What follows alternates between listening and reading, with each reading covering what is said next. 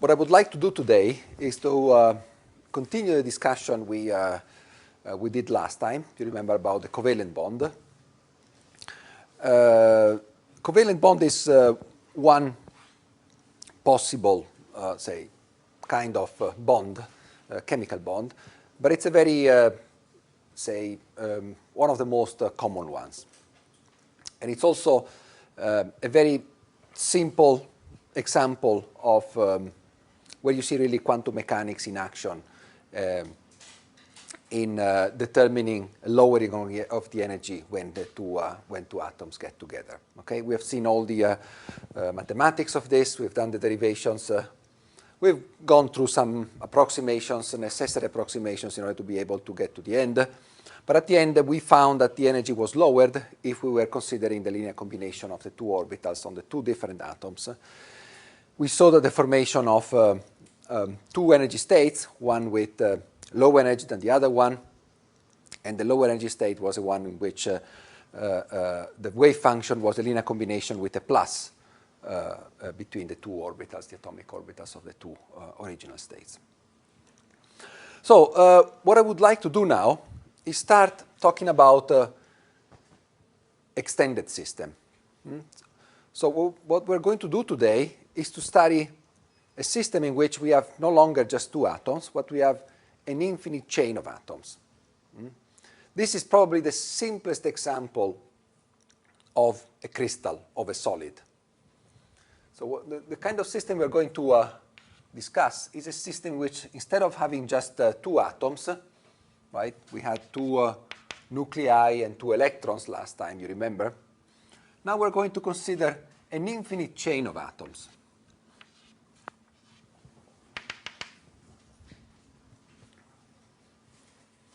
So we're going to have a nuclei spaced at a distance a from one another, each one bringing an electron or more than one, depending on the atom we are considering, a given number of electrons to our system. And the goal is to determine now the solution, the wave function of, please. The goal is to determine the wave function, the energy, the properties of the electronic states in this infinite system.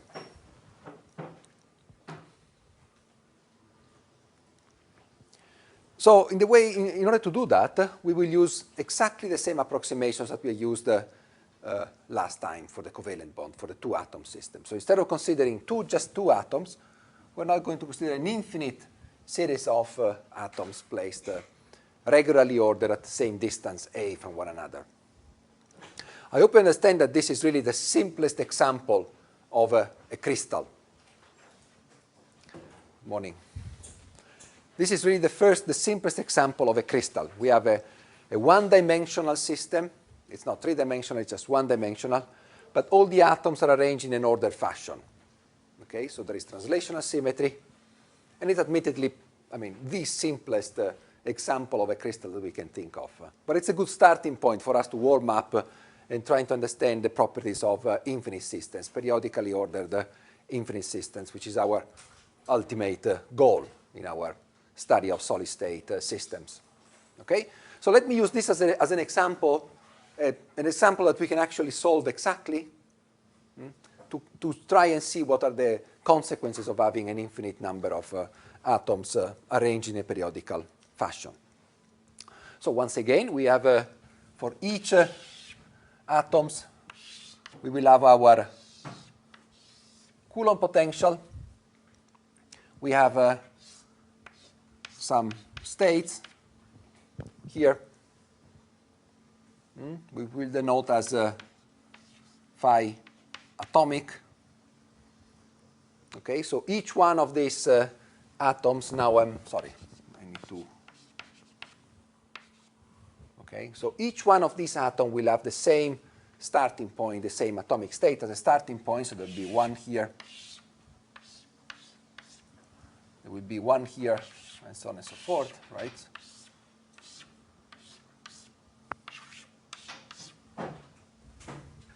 and also on the other side, of course. So these are our original states that we assume, sorry, it's a bit tilted. It's meant to be the same energy, of course. All of them having the same energy, the same initial energy. What do I mean by that? I mean that if I look at this system as if all the other ones didn't exist, I know the solution of the problem. It's the atomic wave function, and it's the corresponding atomic energy for that state. And what I want to do now is I want to construct the wave function of the whole system, starting from the wave functions, the atomic wave functions of the individual atoms. Okay? So we're going to use exactly the same approximation, the same approach that we used for the covalent bond. In particular, we're going to write, allow me, sorry, to change slightly the notation. Here let me use a 0. Sorry, I'm changing the notation slightly. By 0, I mean the original atomic state.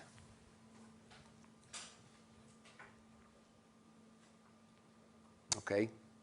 So if I label the atoms as I, this one, I plus 1, I plus 2, this is I minus 1, I minus 2, I minus 3, and so on and so forth. I'm just labeling the sites.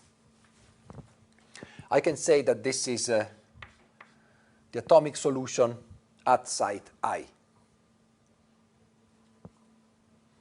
In particular, what I can say is that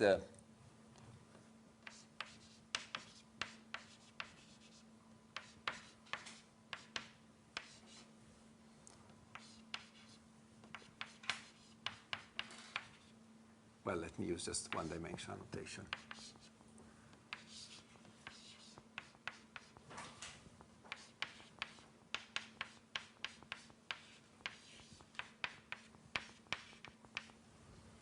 This is what I mean by wave function phi I being the eigenfunction of the atomic problem at position Ri, right? So this is position Ri in space. I'm using the same notation I've used before, right? So Ri is just A times I. You remember, we use the same notation to denote the positions points along a one-dimensional line. So the position of point I is A times I, if this is point I, a particular point in my chain, denoted by this integer I, and its position is given by just by A times I. V is the Coulomb potential centered at Ri, right, this one. Okay, so let me highlight it. So in this particular case, this will be V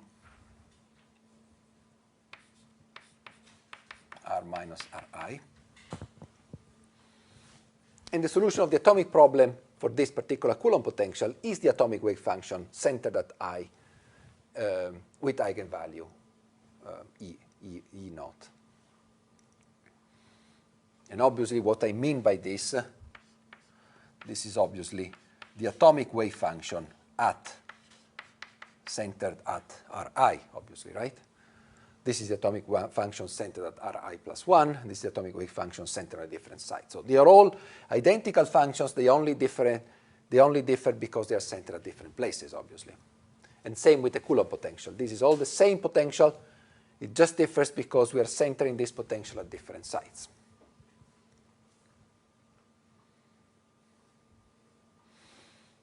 I'm just repeating exactly the same. I hope you recognize that we're just repeating the same procedures, the same terminology that we've been using in the past for the covalent bond and for the definition of the one-dimensional lattice. And let me now state what my goal is now. My goal is to find the solution of this Hamiltonian now. H equals to minus h squared over 2m delta squared plus sum over all i's of V r minus Ri. Right? That is, each electron in my system will be subject to this Hamiltonian containing kinetic energy and the sum of all the attractive potential due to all the atoms to the nuclei that are present in my system. Okay? Remember, last time we only had 2.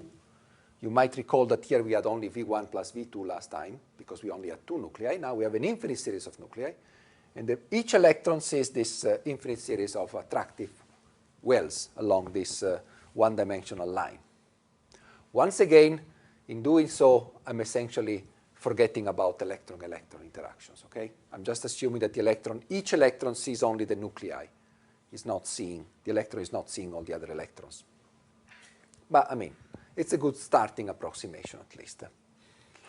All right? So this is the Hamiltonian we want to solve. And this is the Hamiltonian that we know has been already solved by someone else who is giving us the results of the atomic physics problem. But we want to solve this one, which is, of course, more complicated than this one because here we only have 1 Coulomb potential. Here we have a sum over an infinite number of Coulomb potentials. So the way we're going to try and solve the problem is by constructing a guess for the solution. You remember last time we constructed the guess as a linear combination of phi 1 and phi 2, the 2 orbitals. And now we're just going to build this as a linear combination over an infinite set of wave functions, all the possible solutions at the different sites.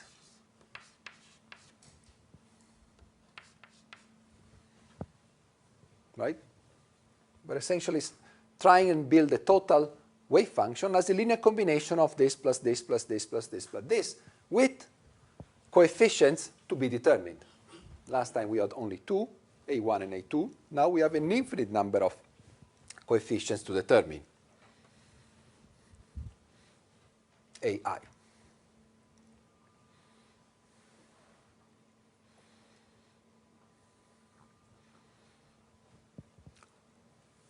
So the problem we want to solve is, of course, so the unknowns are the infinite set of AIs and the energy, the corresponding energy. Okay, let's try and apply now this wave function. This, minus.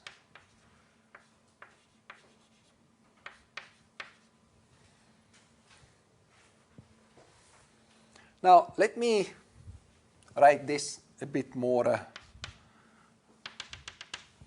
So we have an infinite sum. There will be term, at some point, term Vi minus 1. Allow me to compact a little bit the notation. So I'm going to call this one, I'm going to call it Vi. What I mean is the Coulomb potential centered at site I.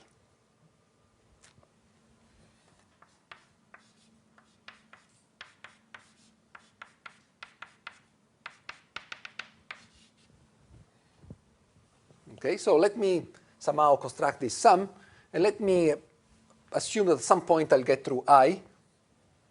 I will be a generic integer. Oh, notice it's not the same as this one, sorry. Yeah, I should be more careful here. This is not a running index. It's an index I choose to fix. Let me call it J. Sorry. I need to be careful here with indices. So I is a running index. It runs over all the sites, infinite sites, from minus infinity to plus infinity. I'm taking a specific J. Okay, I'm just selecting out of this infinite sum a given J. I'm just expressing this as the sum of Vj, Vj minus 1, Vj plus 1. Of course, there will be an infinite series on the left on the side here, on the right of that. And let me do something similar here, because I have to apply h to my wave function.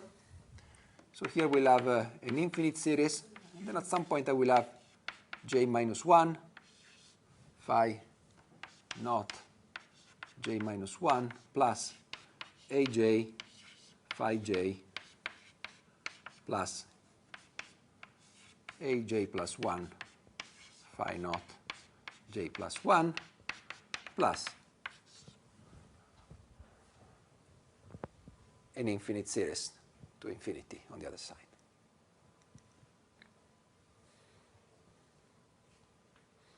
So this is the left-hand side of this equation. I'll now come back to the right-hand side in a moment. Let me first focus on the first-hand side. And let me consider now the projection of H. You might remember the trick that we applied last time, right? We had two terms here. And we said, well, when we apply H to the first term, we're going to subdivide our Hamiltonian in a different way, right?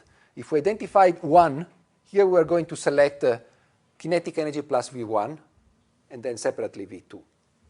Let's do the same trick here. So let me focus now on this term, the jth term. And suppose that I want to apply H to this term now. Okay? I'm going to group the Hamiltonian in a very specific way. I'm going to do it by taking this term together,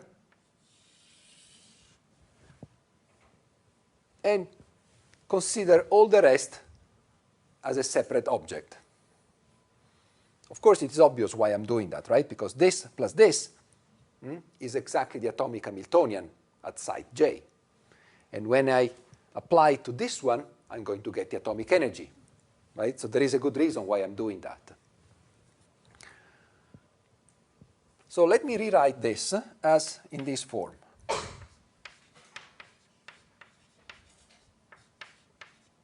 Plus Vj plus delta Vj. What do I mean by delta Vj? I mean the full potential minus Vj, right? So by definition, this is the full potential, this one, so sum over I of Vi, minus the specifically term Vj that I extracted out. And I call it delta Vj. Just give it a name, define it. Okay? The full potential, the total potential, minus that particular term.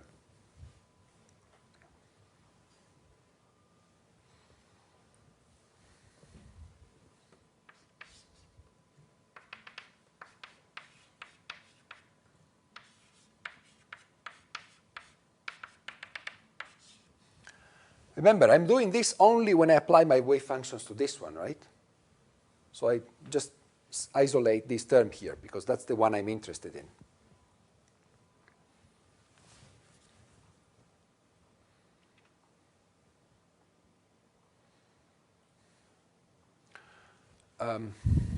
Yes? Why do we have to include that delta Vj? I have to rewrite this object, right? H. This is an equality. So I'm rewriting this, and I rewrite it by grouping these two terms. Here you go.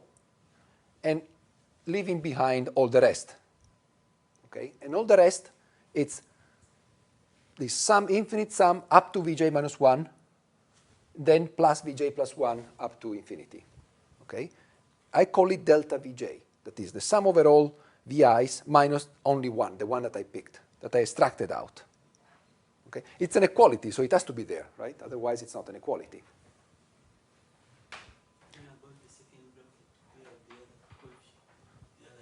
Yes. Oh, they're there. I'm not listing them any longer. They will be here, of course. Here will be j plus 1. Here there will be j minus 1. Okay? By dots, all these dots, I mean all the terms that, say, from j plus 1 onward and from j minus 1 backward. Okay? I'm not writing them any longer because I'm already assuming that I'm doing this exercise. I decompose my Hamiltonian in this way only when I apply to this j term. If I applied it to j minus 1, I would decompose this in a different way. I would extract out j minus 1 and write, of course, delta Vj minus 1. Okay? So I'm highlighting this term because I'm only doing using this decomposition when I apply to this particular term. If I apply to another term, I will have another decomposition. All right? Let me write it above because, so let me define how a few things. So delta Vj is sum over I Vi minus Vj. So they don't have to, so I can use the space here below.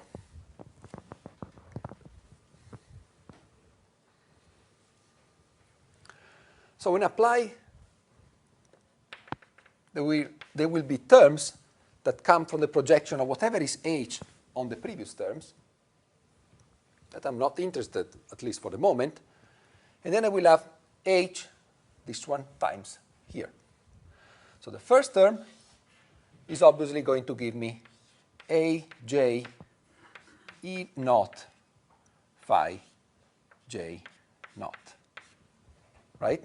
By definition, because this is the atomic Hamiltonian at site j. So when I apply to the atomic wave function at site j, this gives me the eigenvalue, the atomic eigenvalue. And then I have delta Vj.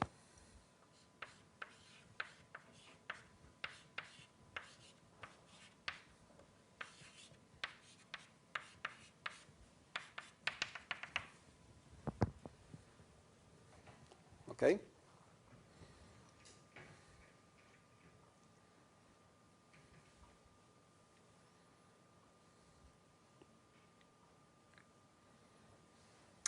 Good.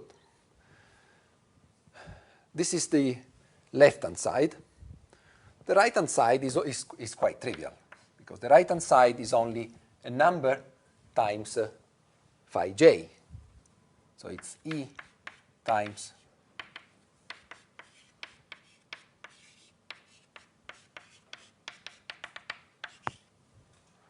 which I can therefore write as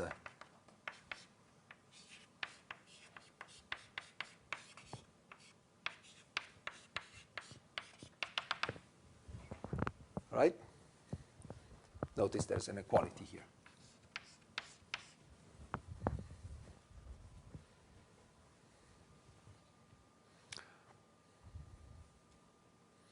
Notice again, it's not that different with respect to what we did last time. Last time we had only 1 and 2 instead of an infinite series. We extracted out A1, E0, phi 1, if you remember. And delta Vj for us was just V2, because our total potential was just V1 plus V2. So delta V1 was V2. Okay, so this was V2. And also on the other side, there was A1, E phi 1. So I hope you just notice that this is exactly what we've done last time, simply extended to an infinite series. And with a replacement, instead of having just V2, that is the other V, with respect to the one we are projecting onto, here we have the sum over all the other ones, the infinite number of V's, which is not the J that we have selected for the projection.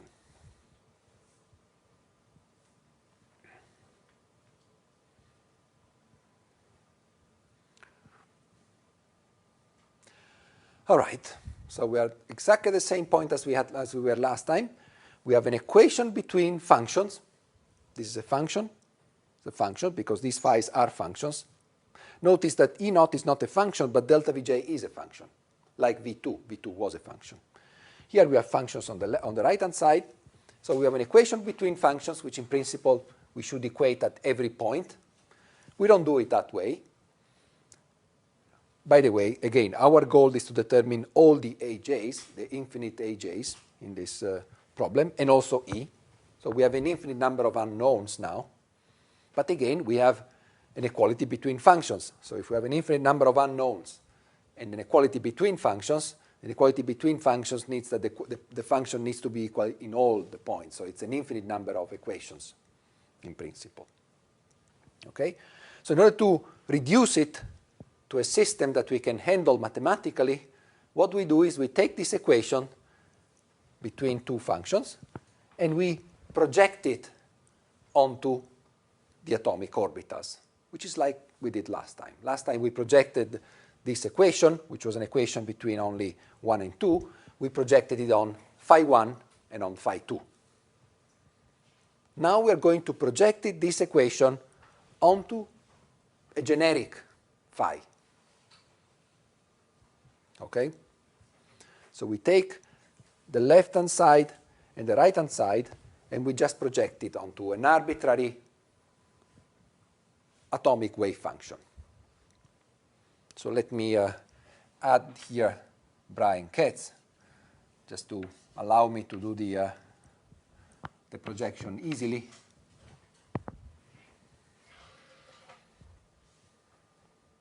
So I'm going to project this equation, left and right side.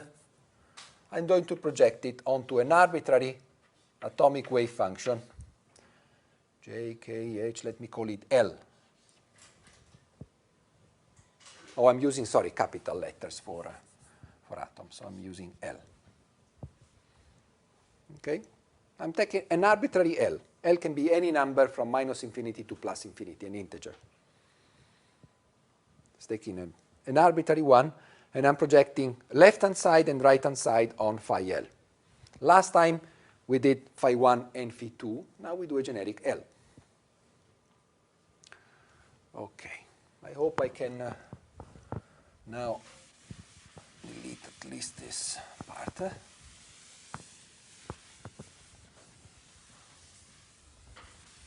I'd like to keep this picture here, so I'm going to work on this side of the blackboard for the moment. Okay.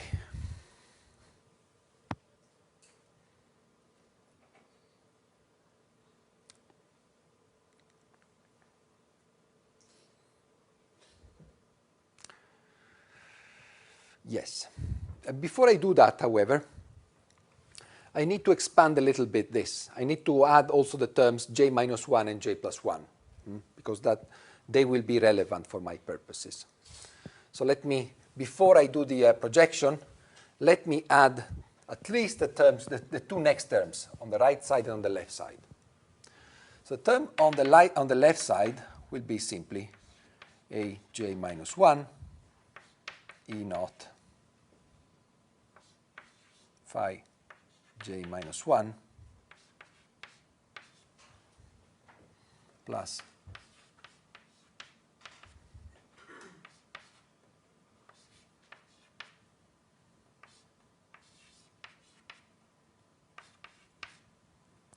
minus 1 minus 1.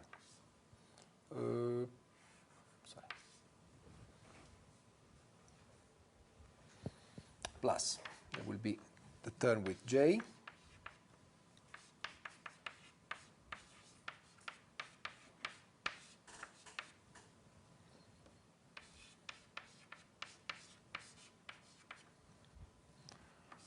Phi j naught plus, there will be a term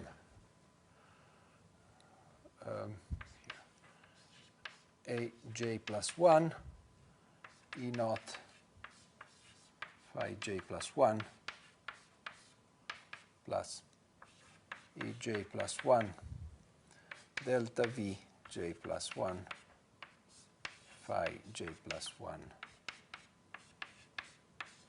plus all the other terms. Okay, what I've done is I've just added two more terms, the neighbors term on the left and on the right. Okay, the reason I'm doing that is you'll see it will become clear in a moment. So let me start applying phi L, a generic phi L.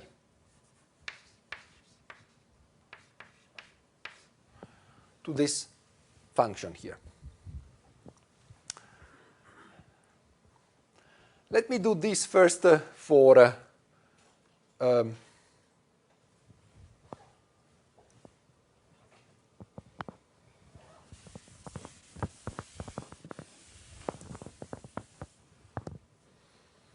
let me do this first for the no, actually, let me do everything correctly. Come on. So I'll start doing the projection now.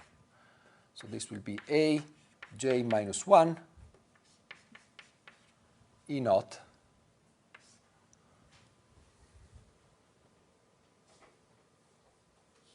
yes? Do we have E0 or a G minus 1 item? Which one? Yeah, those terms. We do, because when I extract out this one, this, I'm doing exactly the same trick I used to extract this one. So I've decomposed the Hamiltonian into an Hamiltonian center in j minus 1 plus delta v j minus 1, which is what remains. Okay? Not obvious? We did like h of j plus delta of vj, right? Right, delta vj. Yeah, and then we have on the case. Yes. And then we'll have h of j onto j minus 1, h of j onto No, no, no, no, no. No, no. When I apply, remember, when I apply to a different j, which is not j, I rearrange the Hamiltonian. So I write it as h atomic of j minus 1 plus delta v j minus 1. So every j, I change the way I rearrange the Hamiltonian. Okay, so this is the result of applying the atomic Hamiltonian on j minus 1 and leaving behind delta v j minus 1, in fact, because I removed the j minus 1 term out of the Hamiltonian. And same for j plus 1, of course. In order to write this, I just rearranged the Hamiltonian in such a way that I could extract the atomic term here, and I'm leaving delta vj plus 1, because I've removed the j plus 1 term from the Hamiltonian. Okay.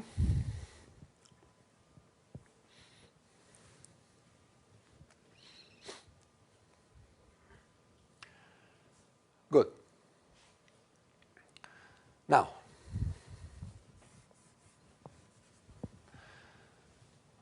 let me proceed with this one. So here I have phi L0, phi j minus 1.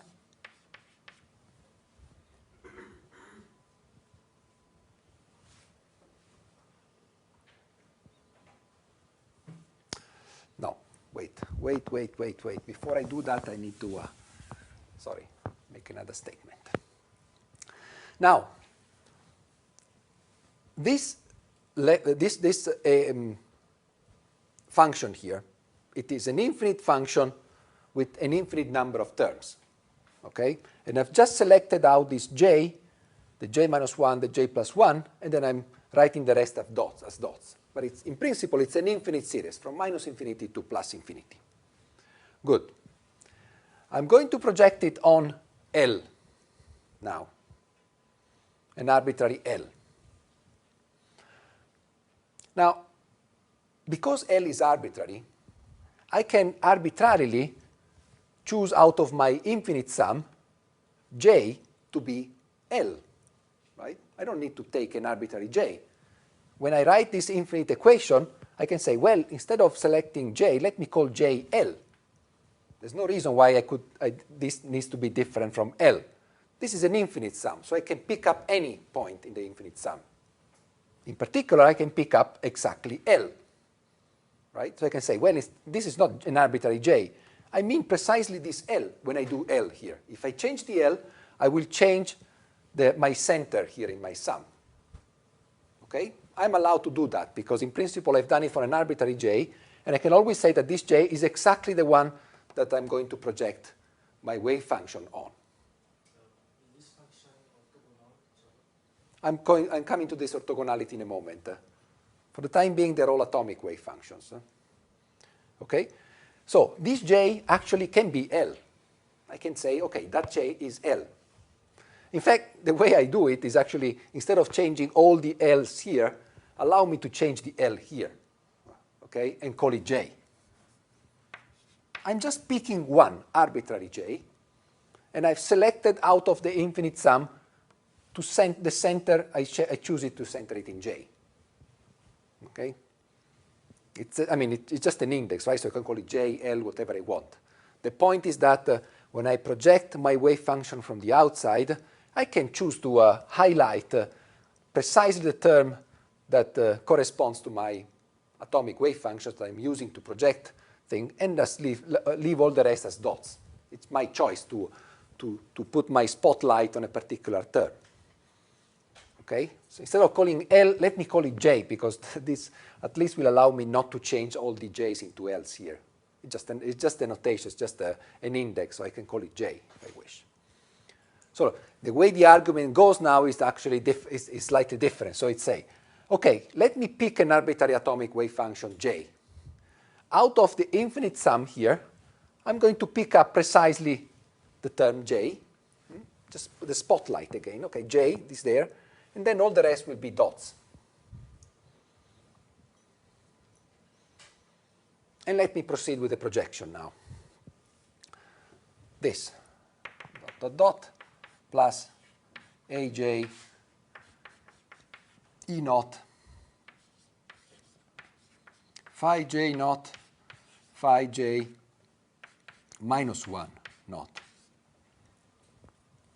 Hey, but this is something we discussed already the other time, right? Wave function centered at j, wave function centered at j minus 1, we assumed that the overlap is 0. Again, they are not orthogonal. There's no reason why they should be orthogonal. These are two solutions of two different Hamiltonians, one centered in j, the other one centered in j minus 1, atomic Hamiltonians. No reason why they should be orthogonal. We assume that the overlap between a wave function here and a wave function here is small enough that we can neglect it. All right? So here we put the usual statement that in red the approximation. So any I j is different than 0 only if I is equal to j. But of course, if I is equal to j, it's the same wave function, and so it's 1. Okay? So this is not, actually, let me put approximately so that we remember that this is not an exact statement, and it doesn't come from some orthogonality due to the fact that these are two eigenvalues, eigenfunctions of the same Hamiltonian. Nothing like that. It just comes from the fact that they are distant and they are exponentially decaying. And so we approximate the overlap to 0 if they don't belong to the same site. If they belong to the same site, then of course it's 1 because it's the same function. So this one we already know. It's going to disappear from our expression. Let me continue.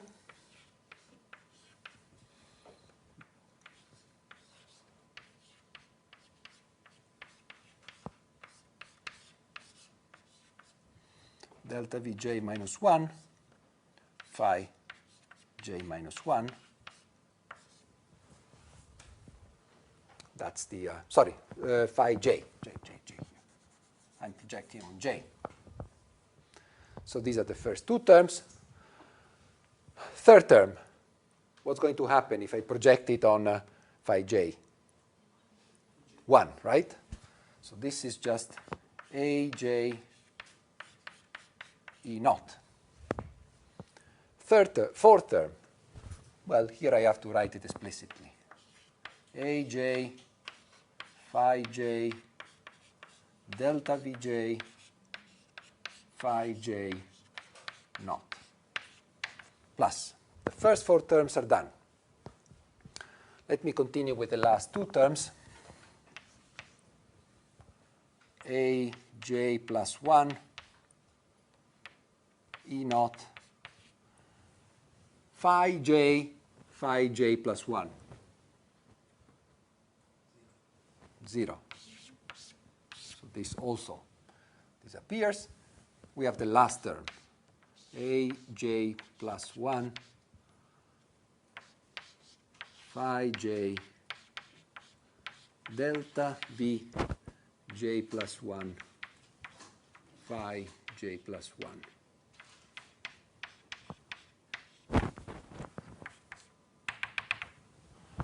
Oof.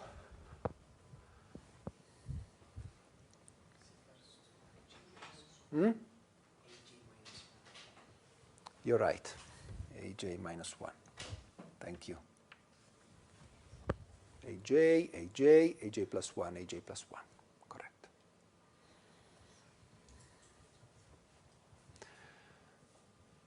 Oof.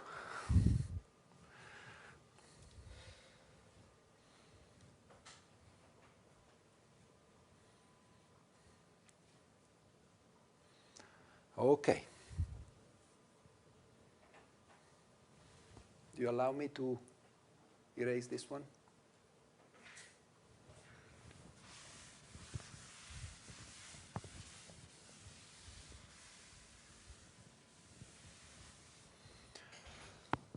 I still have to do the right-hand side. Huh? This is just the left-hand side. I still have to do the right-hand side. But let me simplify a little bit the left-hand side first. Okay, so this term here. Let me consider this object. What is this? This is wave function at j. Wave function at j minus 1.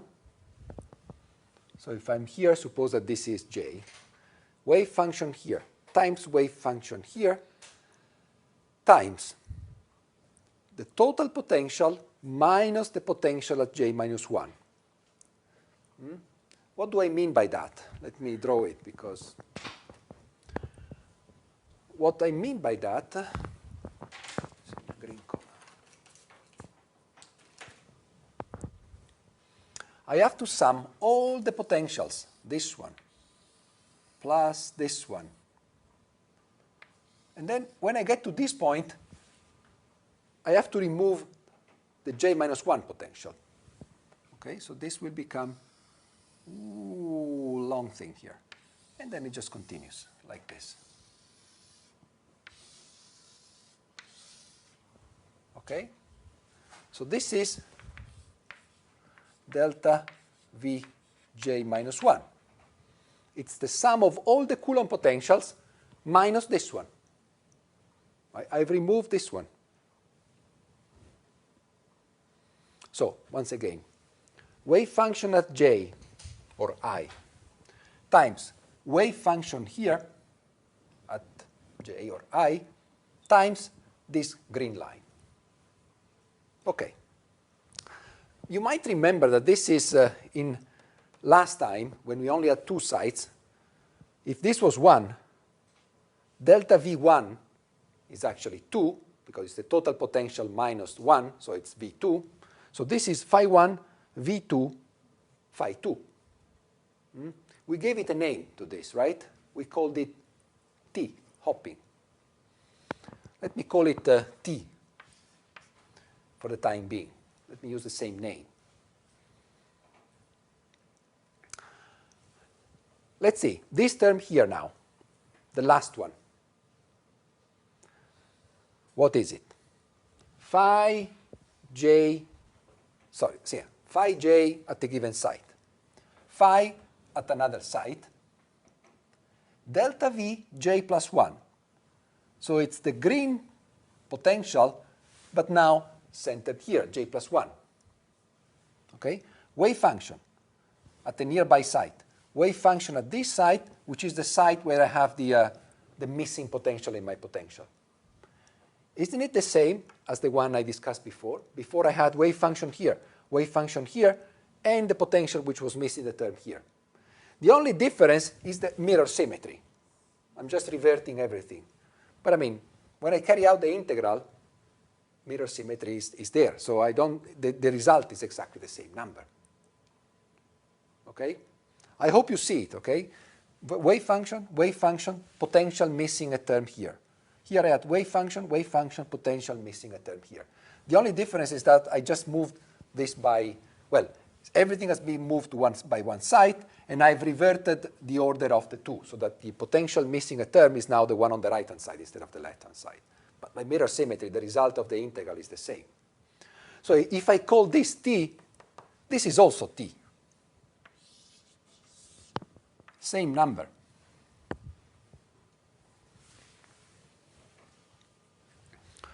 What about this term here now?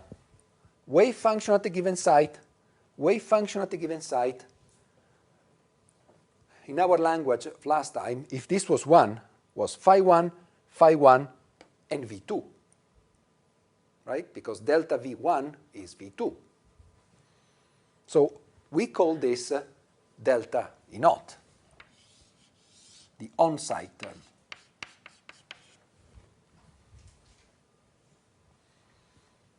Okay, so we have simplified our notation considerably. Well, what about the other terms, the one that I'm now describing as dots? Well, the other terms, okay, if I go further to the left here, there will be terms with phi j times phi j minus 2. There will be terms of this sort, and terms of this sort are 0 because of my rule, and terms of this sort, where here I have j, and here I have j minus 2 and j minus 2. Well, if I've neglected the overlap between wave functions here and here, there is even more reasons to assume that if the two wave functions are two sides further away from one another, these terms are going to be even smaller. So remember, last time we were not even sure whether we would keep this term in light of the fact that we neglected just the overlap between two nearby sides. Okay, we said, well, let's keep it. I'm not going to explain why we keep at least this term. But certainly, if we decided to neglect nearest neighbor terms here, and we decide to keep at least this one, certainly if I go to j minus 2, the overlap is going to be negligible. Okay, so I don't need to write anything here. This is just going to be 0. Or at least small enough that I can neglect it. Same argument for the points here, for the dots here. All the points, the additional terms here in this expression will be expressions of the time phi j plus 2, phi j plus 3, phi j plus 4, and so on and so forth. So I'm going to consider overlaps of my wave function j with wave functions sitting at 2 or 3 or 4 or 5 sides further away. In the spirit of my approximation that the wave functions decay exponentially, I'm certainly going to be able to neglect all these terms. Okay? So at the end of the day, I'm not left with too much. I'm left with 1, 2, 3, 4 terms, which I can write in a very compact way now that I have introduced my notation. Okay, so this is just a j minus 1 t plus a j e naught.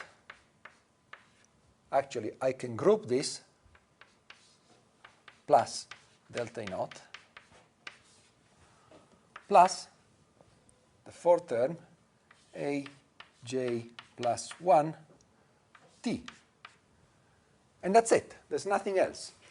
Because there's nothing else to the left, nothing else to the right. Just 4 terms, actually 3, if I compact the central one.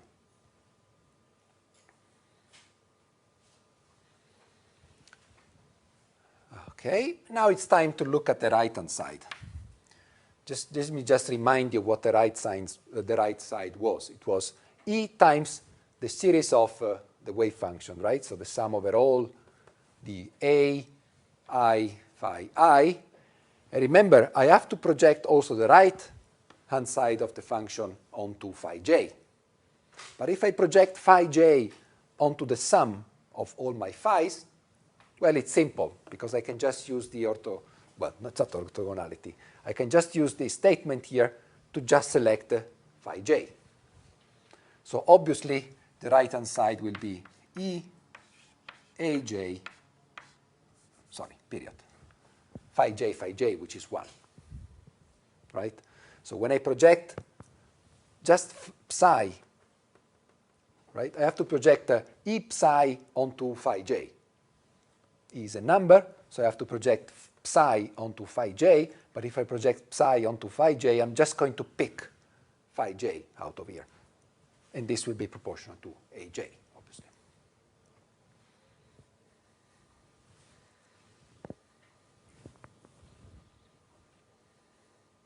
Now, once again, let's look at the analogy between this and what we've seen last time, the covalent bond. You might remember that last time, if j was 1, okay, we had A1, the on-site term, plus A2, T. Of course, we didn't have A0 because there was nothing on the left side, right, for the two atoms. And here we had A1. So the main difference here is that we are adding one term on the left-hand side. So every atom has not only a neighbor to the right, but there's a neighbor also to the left. So two neighbors. So there are two hopping terms here, on the left and on the right. Last time we only had one, either on the right if it was 1 or on the left if it was 2.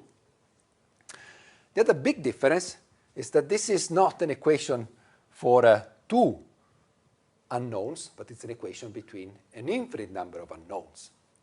Because I have to determine all the AJs, not just one, not just two. This has to be true for all AJs. So it's no longer an equation between two unknowns, actually two equations for two unknowns. It's an infinite set of equations, because for Hj there is a different equation, for an infinite number of unknowns, all the AJs. Okay? And these equations are all coupled to one another, because J1 is coupled to J, right? This equation contains J, but it's coupled to Aj minus 1, and it's coupled to Aj plus 1. So they're all coupled to one another.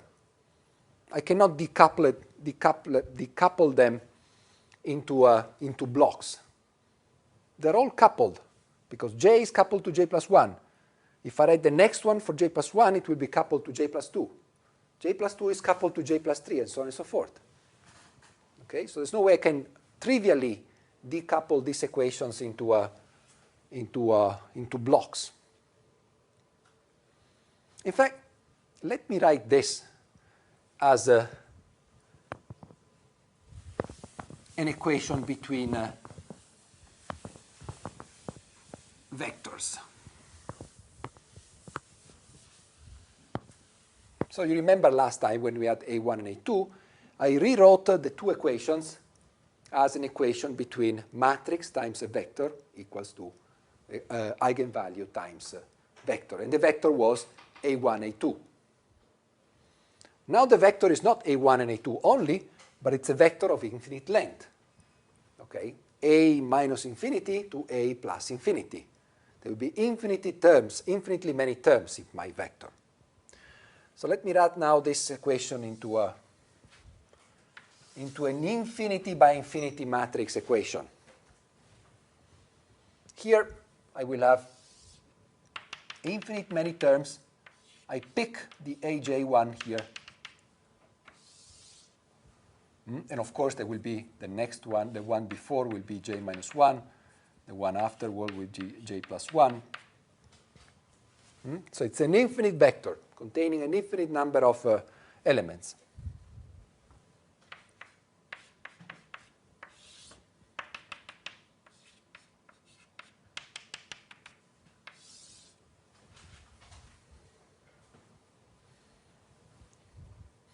Let me first write it and then we'll discuss it, okay?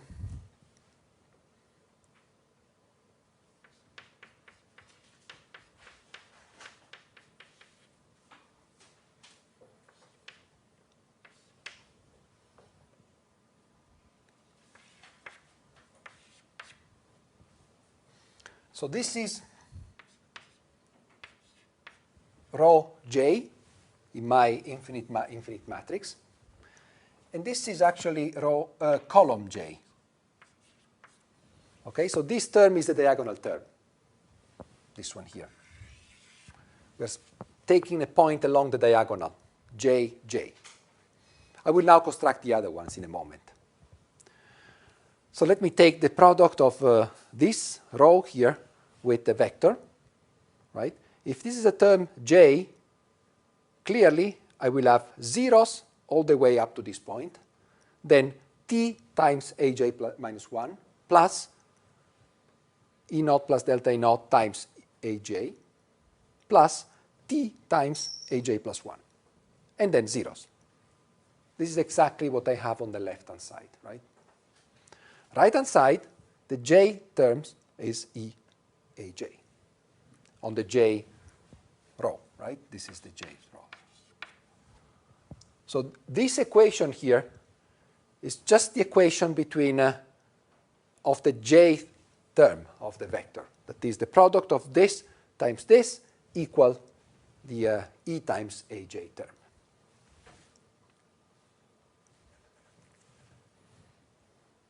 Now, what if I move one step up, for example? I go to rho j minus 1.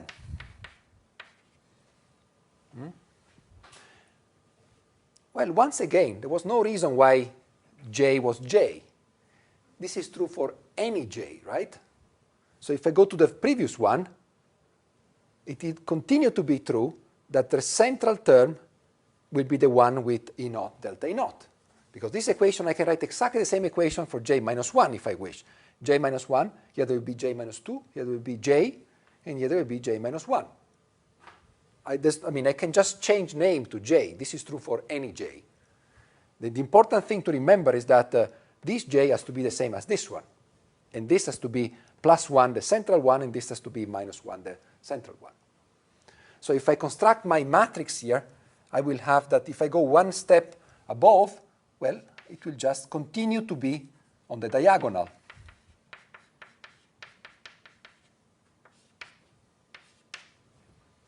And all the rest will be 0.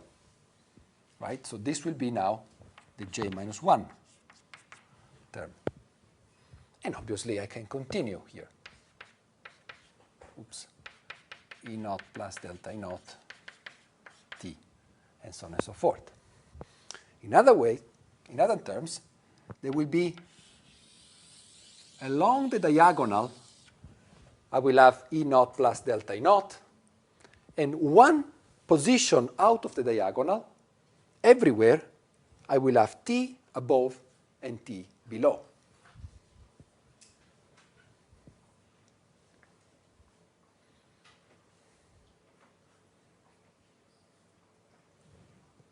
Once again, analogy with what we did for the covalent bond. We had only two sides, so we were working with a 2 by 2 matrix. I hope you recognize here the 2 by 2 matrix that we were working with last time, right?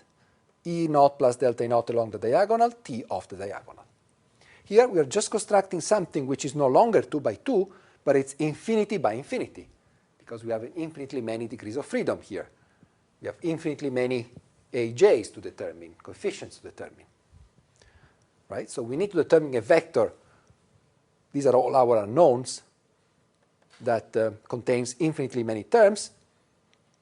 And this vector, which contains infinitely many terms, is the solution of a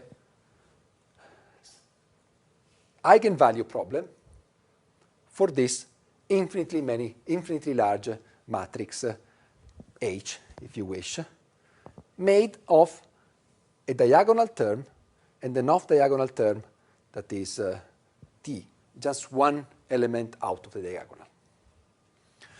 So if we want to find out the AJs and our energies, what we need to do is to diagonalize this matrix, find out the eigenvalues and eigenfunctions and eigenvectors of this matrix problem. Of course, it's not simple. It's not simple because it's an infinity by infinity matrix, first of all. It's just a 2 by 2. And there's no way I can decompose it in blocks, right? A big matrix, if I can decompose it in blocks, I can diagonalize block by block. But here, you can rearrange your rows and your columns as you like. No way. There will always be a coupling of one term with another one, and so on and so forth. This is coupled to the next one is coupled to the next one, and so on and so forth. There's no way I can rewrite it in block form in such a way to diagonalize first one term and then the other term separately. I'm forced to diagonalize this object as an infinity by infinity matrix. On the other hand, there are two important properties, very nice properties that this matrix has. The first one is that this matrix is translationally invariant. Right? If I sit here, I sit here, I sit here, I'm going to see exactly the same matrix. I can translate everything by 1 or by n, of course, in the two directions, rows and columns, and my matrix will look exactly the same. Right? Notice this is infinity by infinity, right? So by shifting by 1, it's not going to change anything. So if I shift by 1 in both directions, columns and rows, this matrix will remain identical. So this is an important property which we're going to exploit in a second. Yeah? Why don't we can write it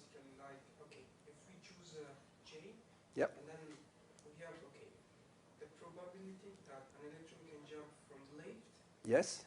Okay, because we associate AJ like the square of AJ like a probability, and then we Yep. put something Okay. 30, and then okay, so the particle to stay at J's Yeah. depends on the probability that an electron that comes from the left, and then from the right, because we have J minus 1 and J Yes. plus 1. Okay, I mean, we can argue this way, so why? Okay, so your argument is this. I mean, we can always argue that the probability of an electron at a given site is the probability of an electron coming from the left and from the right. Yeah. And I don't really see how you can formalize this into a... I understand your hand-waving qualitative ideas, and more or less, I mean, this is the correct idea. But we need to formalize, right? We need to do it mathematically. So mathematically, the only way to proceed is to try and solve this mathematical problem, right? So also, you shouldn't really see it in terms of dynamics. Right? Here we are looking for the ground state. We're not looking for a dynamical process. So when I say that this term T is hopping, you don't have to be misled. We're not talking about a real dynamics of the electrons here. In fact, T will enter also in the dynamics, but so far we have not considered any dynamics. Here we're looking just at the ground state. Okay? The reason we call it hopping is because eventually, in more elaborated theories, this will also determine the rate at which electrons will jump from one side to the other one. But in this particular context, there's no dynamics. We're just looking for the ground state. Time is not present in our picture. We're solving the time-independent Schrödinger equation. So there's no time, there's no flow of electrons, there's no jumps. It's just an overlap so far. Okay? I appreciate, however, your statements, and this goes in the direction of understanding how then processes like transfer of electrons take place. But so far, we are not concerned with that yet. Okay? So what I want to appreciate is, at this point, is only the mathematical, the features of this mathematical problem. We have an infinity by infinity matrix. There are a number of problems. I mean, it's infinity by infinity, and it cannot be decomposed in blocks. So we have to solve it, brute force, like an infinity by infinity matrix. There are two advantages. One is the translational property. The second one is that there are only elements extremely close to the diagonal. If this is an infinity-infinity matrix, you have to think that here there is infinitely many, say, places, objects, matrix elements, and they're all zero. This matrix is only non-zero. This is infinity by infinity, essentially infinitely close to the diagonal. All the rest is zero. Because if I sit here, it's going to be zero. I'm very far to the diagonal. So every element outside the diagonal and the first line here, one step off the diagonal, is zero. So it's a matrix that, assume if you think of it as an infinity by infinity matrix, the non-zero terms only, are restricted to essentially a line in this infinity by infinity. So there are infinitely many more zeros than non-zeros in this matrix, right? Because only along a single line, or actually three lines, you have non-zero elements. All the other elements are zero. So there are infinitely many more zeros in the diagonal than non-zero elements. Okay, so it's a very simple Hamiltonian. It's not an Hamiltonian that fills infinity by infinity where all the elements are non-zero. They are non-zero only along a very, very narrow range close to the diagonal. If you see it, of course, as an infinity by infinity matrix. How are we going to solve this matrix problem? Well, we have to use some sort of educated guesses about the solution of this problem. So what I'm going to do now is to tell you one possible class of solutions of this Hamiltonian.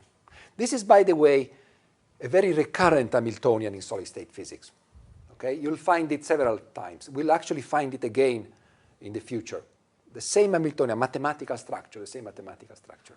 Okay? So while I asked you to remember by heart the solutions of a 2 by 2 Hamiltonian A, B, B, I don't ask you to remember by heart how to solve this one, but I ask you to pay particular attention to the mathematical problem, because this is a very recurrent problem in solid-state physics, that is when you have this translational symmetry.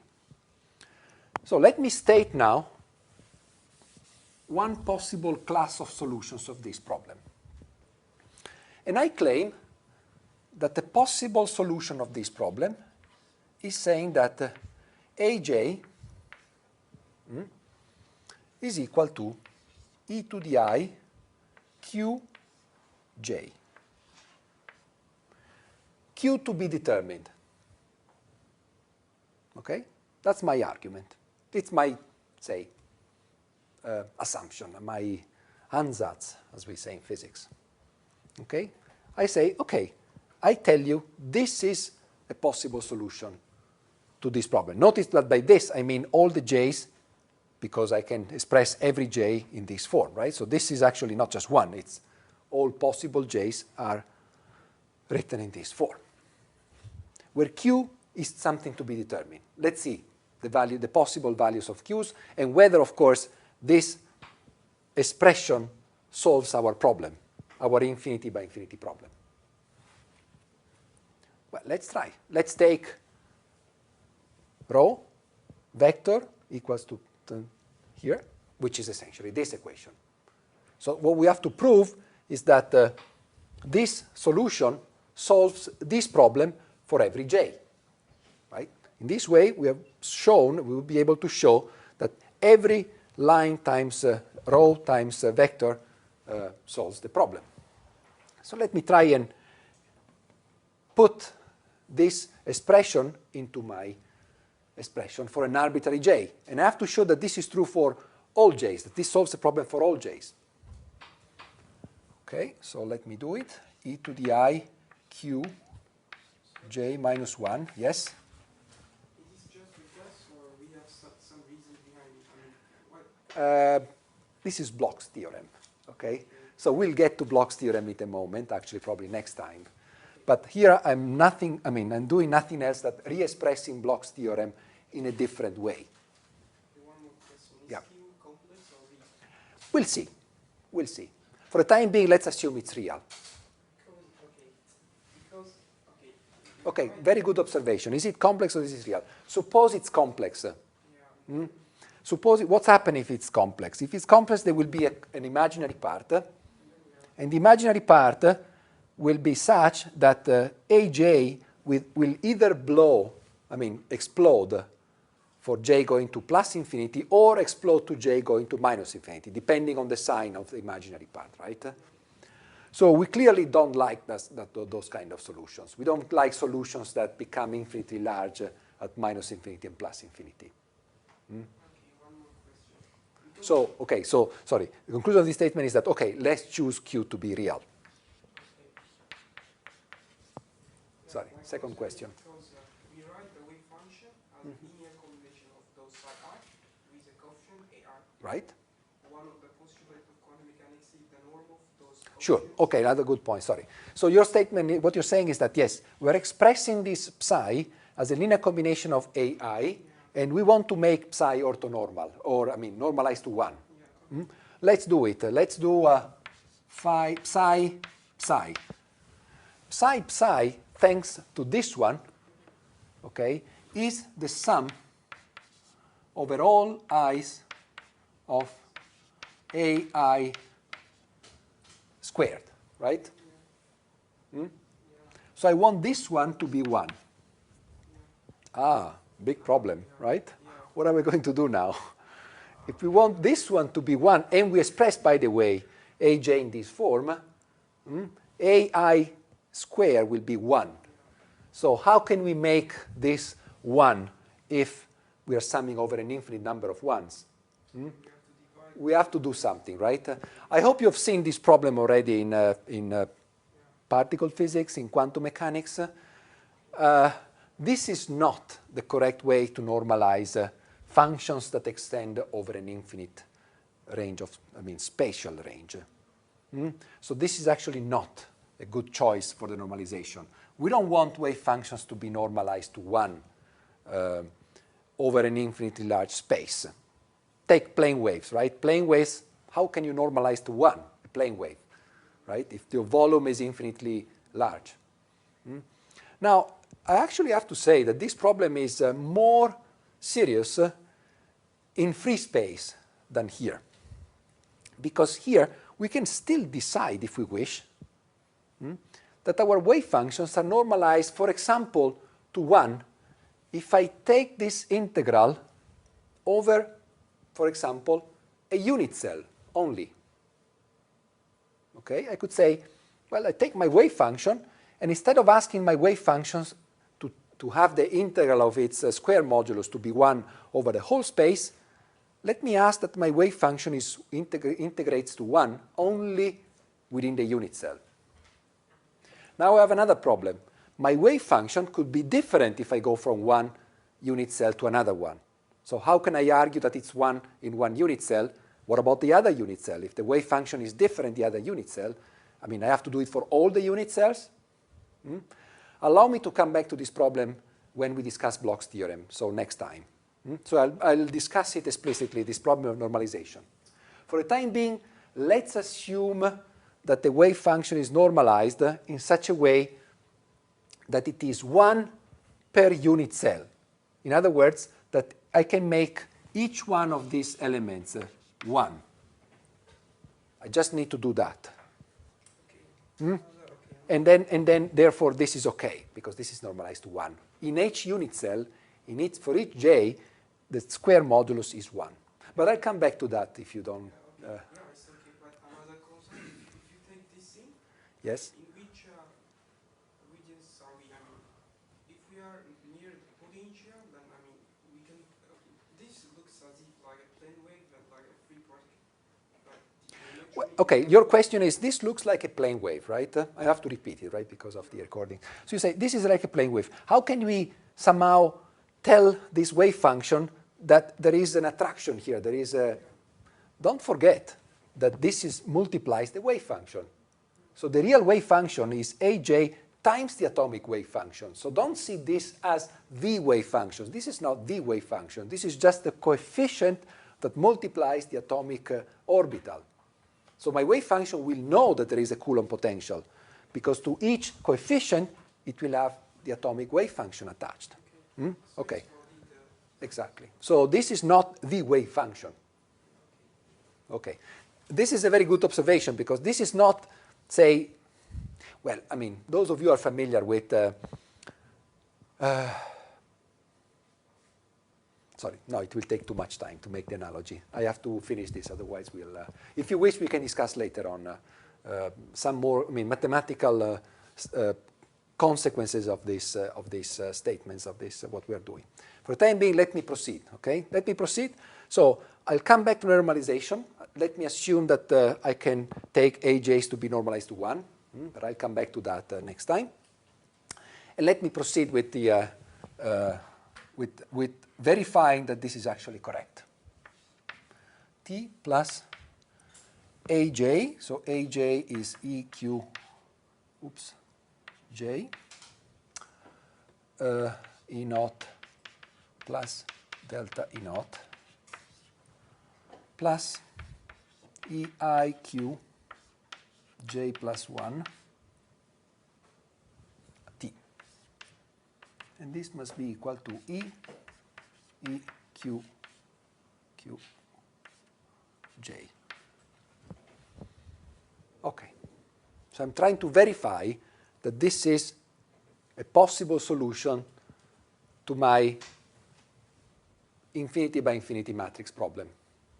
So I'm taking one arbitrary line, J, and I'm trying to see whether this expression solves the equation for an arbitrary line of this row, of this matrix equations. OK, here I can clearly simplify this equation because I can remove e to the I qj everywhere. This disappears, this disappears, this disappears, this one disappears. OK? I'm removing e to the I qj everywhere. And what I'm left with, actually, let me group now terms. I'm grouping the term with t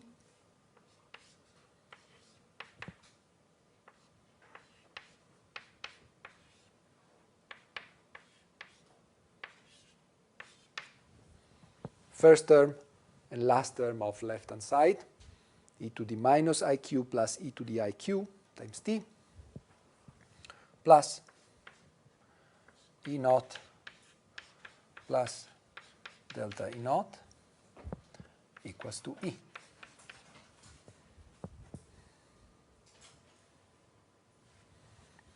But this object here is what? Twice the cosine of q, right? So let me actually revert this and say that E is equal to E naught plus delta E naught plus twice t cosine of q.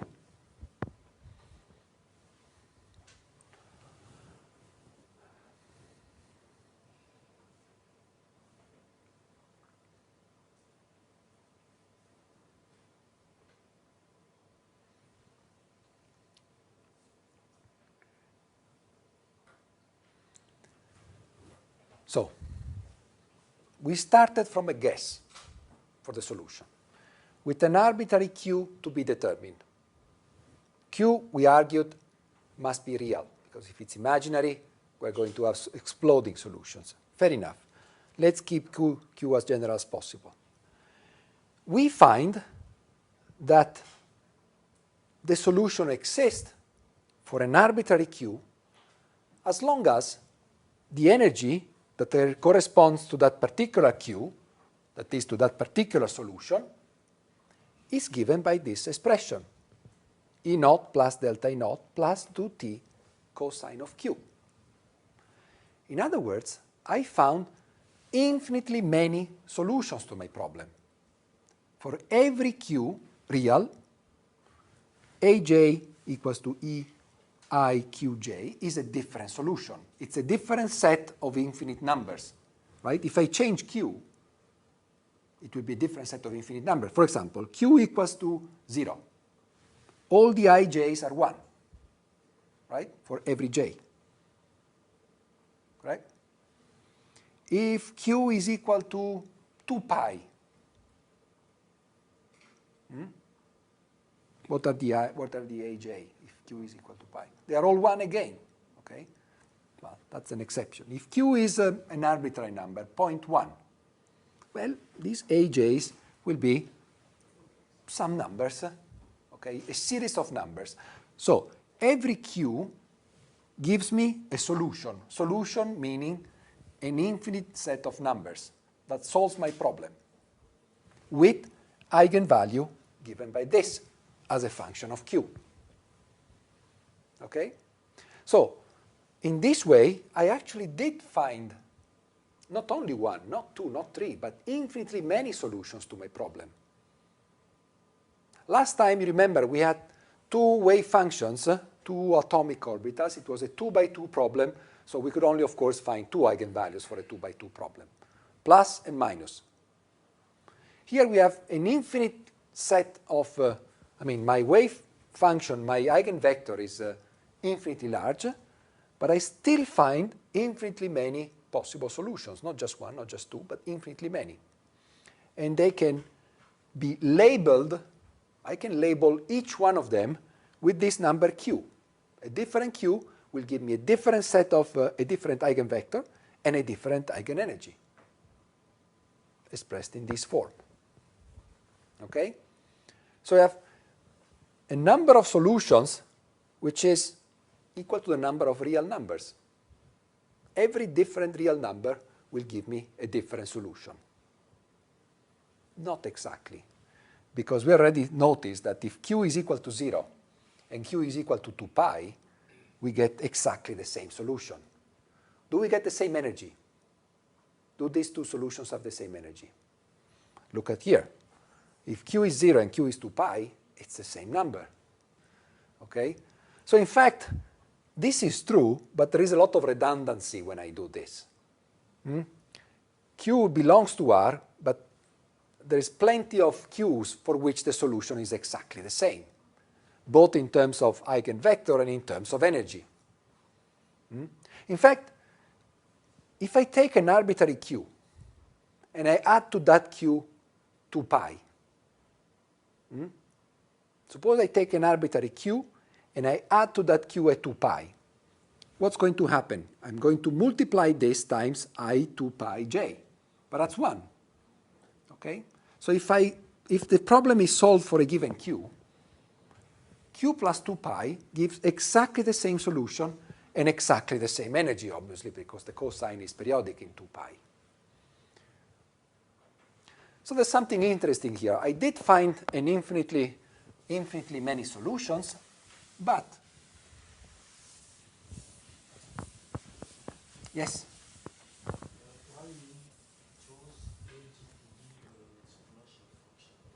Why did I choose this function?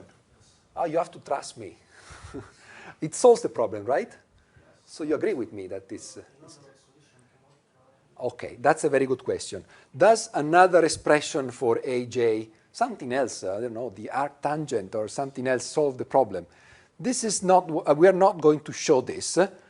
However, when we will discuss Bloch's theorem, we will notice that this is the only possible solution to the problem. Okay? So I'll have to do it later on to convince you. We'll have to wait a couple of lectures before I can convince you that this was the only possible solution. But you're right. I mean, the argument is correct. I gave you a given solution, and it solves the problem. Okay, I'm very nice. But I mean, what about other possible solutions? You can actually show, well, we're not really going to show it, but you're going to see it more explicitly when we discuss Bloch's theorem, that this was really the only possible solution. There were no other solutions to the problem. What about the hyperbolic solution without angle? Well, it's the same as saying that Q can be imaginary, right? But if Q is imaginary, or if I take this to be a minus or plus, it's going to diverge, either on the left or on the right, or on both if you take the hyperbolic functions, right? So we don't like diverging solutions because we wouldn't even know how to normalize them. I mean, it's a mess. I mean, to have something that diverges at infinity. We need I mean, those solutions might exist if we had a boundary at some point. But this is not what we're doing. We have an infinite system, and we want to find solutions for the infinite system.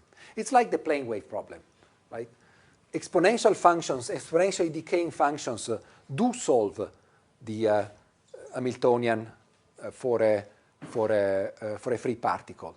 But we don't like exponential functions, I mean real exponentially decaying functions, because if they decay exponentially on one side, they diverge exponentially on the other side. So there are a number of problems that... Okay? So this is the solution. I didn't yet tell you that this is the only possible solution. You'll see it later on that this is the only possible solution when we will discuss Bloch's theorem later on. All right, so we have infinitely many Qs. So let me now do the following.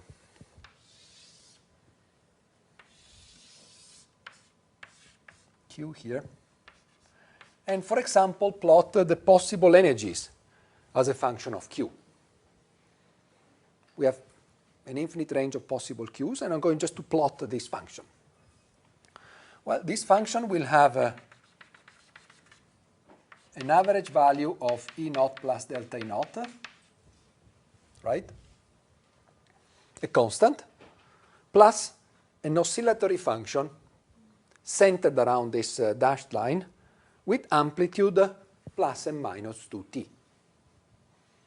and period 2 pi. So let me draw here 0. Here I will have 2 pi. Here we'll have 4 pi, minus 2 pi, and so on and so forth. Okay, let me start with q equals to 0. Q equals to 0, E naught plus delta E naught, obviously, plus 2t. Now, the sign of t. What is the sign of t? I need to know it, right, in order to draw my function. But if you remember, t was the overlap. Well, it's somewhere there. I mean, I removed it. But it was the overlap between a function, another function, and a potential. This is positive. This is positive. The potential is always negative, so t is always negative. At least if the wave functions are only positive. Okay, so certainly for S states.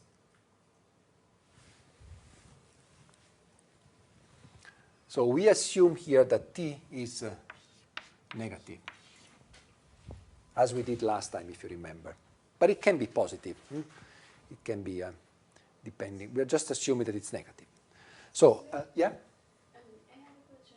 Yep. I think I saw something there. Mm-hmm. AJ equal to EIQJ, the solution there.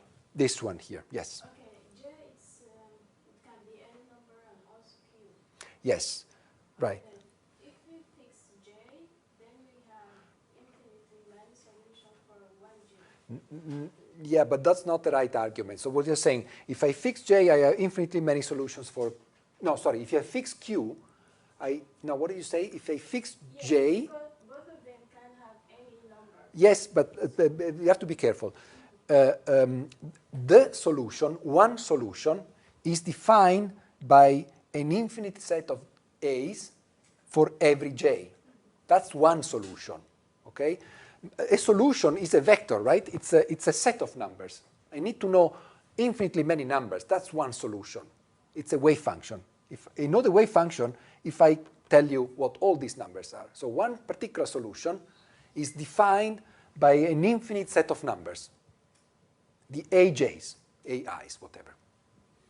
So what I'm doing here is I fix Q, and for a given Q, this gives me an expression for all possible J's. So a given Q gives me one solution to the problem. Another Q will give me another solution to the problem, that is, another infinite set of AJs, which typically differs with respect to the previous one, with some exceptions, of course, like 0, 2 pi, and so on and so forth. Okay? Is that clear now?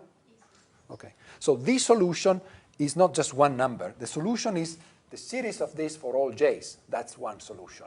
This is what defines my wave function. Okay? So now I say Q labels different solutions, different or same solutions, but it labels solutions. If I choose a different Q, I will have another solution. Okay? So Q is an index that tells me which solutions I'm considering. Remember, last time we had plus and minus to distinguish solutions. Here, instead of plus and minus, we have a continuous index that defines solution. This is a solution, this is a solution, this is a solution. All different Qs are different solutions. That is, are different infinite series of numbers with this particular eigenvalue. Okay? Good. So, we are now here. We say 2t is negative, so let's say that this is 2t. Well, it's minus 2t. It's 2 absolute value of t. Okay. At cosine equals to pi, it will have its maximum, obviously. Right? So if I have a 2 pi, it will go like this. Let me use a color here. So the solution will be like this. Oops.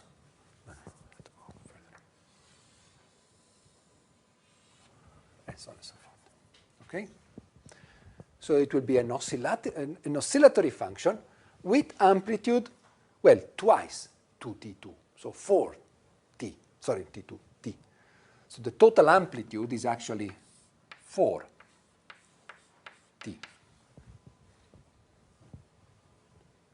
The total amplitude of that, of the solution.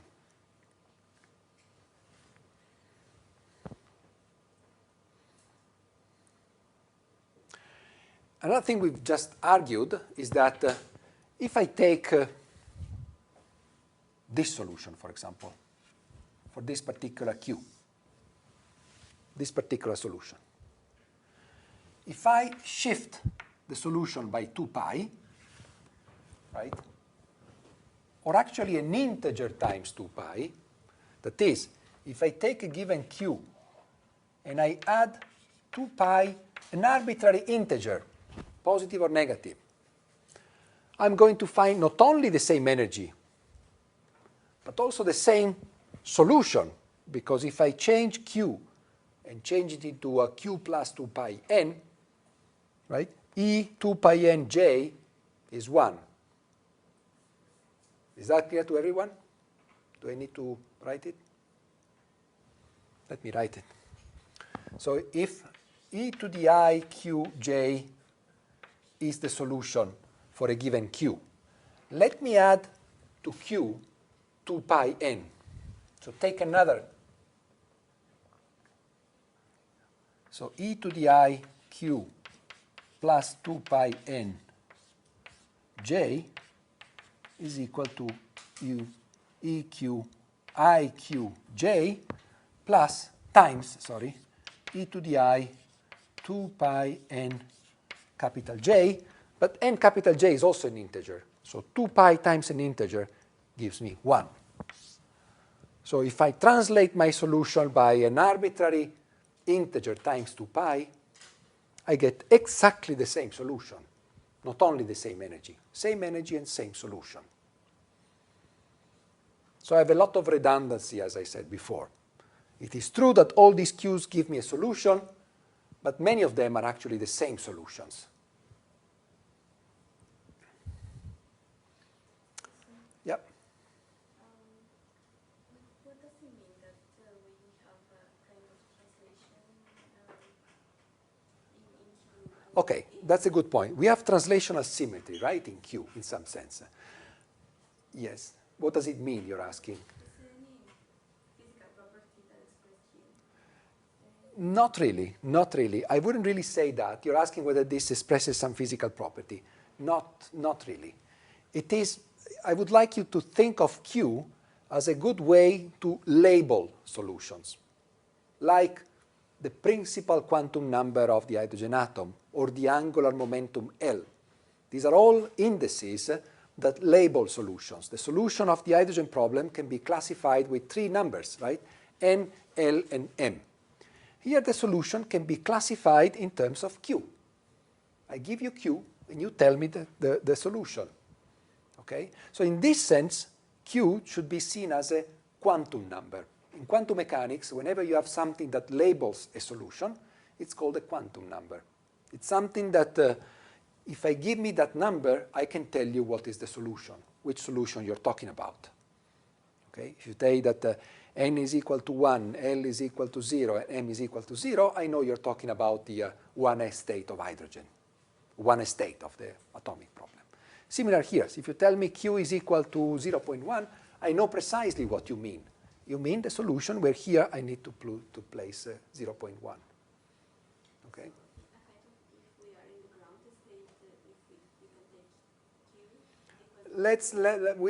We'll come to the ground state in a moment. We haven't discussed ground states, yes. So far we are discussing the spectrum of the Hamiltonian. We are not discussing the ground state. But I need some time before we can discuss the ground state. Okay? Actually, let me anticipate the discussion a little bit since you asked. So you're asking, where is the ground state? Well, obviously, if you have a spectrum of energies, the ground state is always the lowest available state, right? Okay? Okay, first problem is that it is translation. But that's not the real problem, because we already noticed that this is exactly the same. So I can actually remove it from the picture. It's not another state. This is not a degeneracy. Because if I take this and this, they are exactly the same state. They're not 2 states which happen to be degenerate. So I can remove all this degeneracy. I can be left with only 1 state in principle. The problem is another one. The problem is that I don't have a single electron here. How many electrons do I have to place in this energy spectrum? I have infinitely many, because I have each atom will contribute with 1, 2, or 3, or whatever number of valence electrons it has. So here I have a continuous spectrum, that is, I have infinitely many possible values of the energy, infinitely many because this is clearly a continuous. I mean, if I go just to, even if I go from a finite length in Q, there will be an infinite number of possible solutions. And then I have infinitely many electrons to place there. So what am I going to do? How am I going to put infinitely many electrons into infinitely many states? That's something we're going to discuss next time. Okay? So the concept of ground state, you have to be careful because it's not just one state, because you have to fill the system with infinitely many electrons, not just one, unfortunately. But we'll come back to this next question. Now I wanted to discuss the first part of your question, that is, what can we do about this periodicity? Can we simplify our problem and get rid of all these spurious solutions which are identical to the one? Suppose I take Q, I know that if I move around away from Q by 2 pi n, I get exactly the same solution. So let's try to get rid of them. In other words, I know that there is a periodicity here given by 2 pi.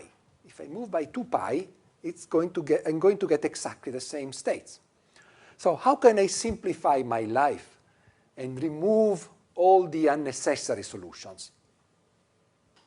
Well, if it's periodic, I just to limit myself to a segment of length 2 pi. If I limit myself to a segment of length 2 pi, I automatically excluding all the redundancies, right? Because if I move away, I'm sure I will find something that is inside. So I could do this. I could say, well, let's focus ourselves on this range here. Let me say, okay, Q varies only from 0 to 2 pi. Fair enough. I don't lose anything if I say this, because whatever solution I find outside, there will be exactly the same solution inside this segment if I translate by the appropriate number of 2 pi's, 1, 2, or 3 times n times 2 pi. I don't need to go outside. I can live my life between 0 and 2 pi, and I'll be able to find all possible solutions. Because every solution that is outside, I can bring it back inside 0 to pi, and I will find exactly the same solution with an appropriate translation by 2 pi times n. Okay? Please, will this sum always positive? Which sum? The unit. This thing here. So you want to know if this is always n? Oh, no. Actually, sorry. I wrote it like this, but clearly E naught plus delta E naught is a negative number. Sorry. Yes, you're right. I should have placed the axis above here. Yeah. Sorry. It's just an arbitrary scale here. Yes, there is an arbitrary constant that I'm adding. You're right. Correct. Yes. Okay. Fine. So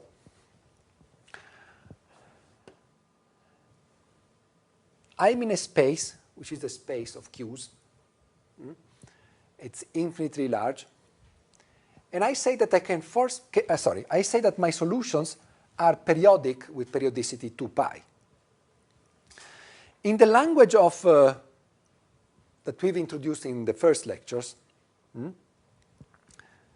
I can think of these points as points of a crystal, and this one as a unit cell. I can say, well, I can use the same language and say, look, I have a function which is periodic. I can, let's say, this 0, 2 pi are points on a crystal. It's a one-dimensional crystal with the length of 2 pi. And this is the unit cell, right? It's just using a different language to call something we are very familiar with. In fact, what I can tell you is that the most natural choice for this segment is not between 0 and 2 pi, but it's the Wigner-Seitz cell, the one that goes from minus pi to pi. That's the most natural choice for... so we're not going to choose the one from 0 to 2 pi, we're going to choose the one from minus pi to pi as the natural choice to describe our functions. It's an equally valid choice, right? I can still choose this segment or whatever. Any segment of length 2 pi would work. So let me choose for simplicity the one that goes from minus pi to pi. So I'm going to say now that Q here actually is not just a real number. I'm going to say that Q goes from minus pi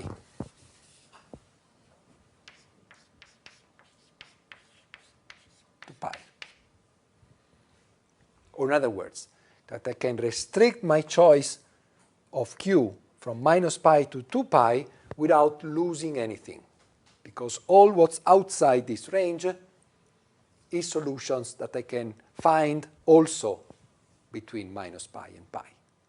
So I just don't need to go outside my range.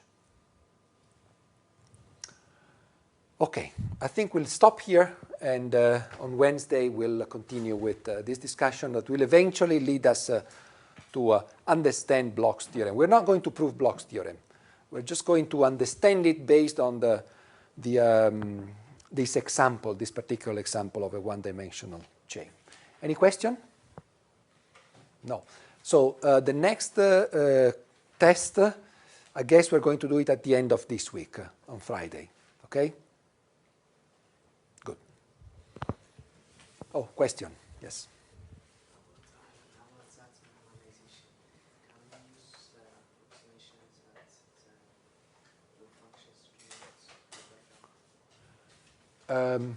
We have been using this. So you're asking whether we can use the approximations that wave functions don't overlap. That's exactly what we've used to write this. Psi times psi is in principle the product of ai, aj times phi I, phi j. And we have assumed that because there is of this condition, phi I, phi j is delta ij. So we've been able to rewrite this as the sum of ai squared, using precisely this condition. So we've already used that condition, but we're still in trouble, because we're still summing over an infinite set of numbers. And if we claim that this is the correct solution, these numbers are 1. So we are in trouble. We need to find a way to normalize it properly. We'll come back to this problem. The solution is that we're going to normalize wave functions according to the unit cell. We're going to normalize them only by taking the integrals within the unit cells. Now, the counter-argument could be, well, but the wave functions in a given unit cells don't need to be necessarily the same in the other unit cells. So how can we normalize in a given cell? What about all the other cells? Do we need to normalize them separately in all cells? And if you do that, I mean, do we have different coefficients for normalization? So it's something that will become much more clearer when we discuss Bloch's theorem. So I prefer to postpone the discussion to when we discuss Bloch's theorem.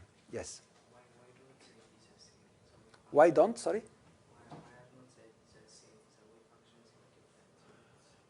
The wave functions, so you want to say that the wave functions are the same in different unit cells. Why should they be the same? I mean, this solution, they are not the same. Because in one unit cell, I mean, if you jump from unit cell to unit cell, this coefficient will change, for example. So how are we going to handle this? The wave function is not the same. You might remember that Bloch's theorem tells you that wave functions, we'll come back to that, but you might remember, you've probably seen Bloch's theorem already in some form, right? So you probably remember that Bloch's theorem doesn't state that wave functions are periodic. It states something else. Wave functions don't need to be periodic. They are not periodic. Wave functions don't have the periodicity of the underlying lattice. This is an example, right? This wave function is not periodic. If you take an arbitrary q, this is not going to be periodic. No periodicity. Only if you choose q equals to 0 or 2 pi, then it becomes periodic. But otherwise, this is not periodic. So it is not true that wave functions need to be periodic. Something else is true, however, and we'll discuss it next time. Any more questions? Okay, see you on Wednesday.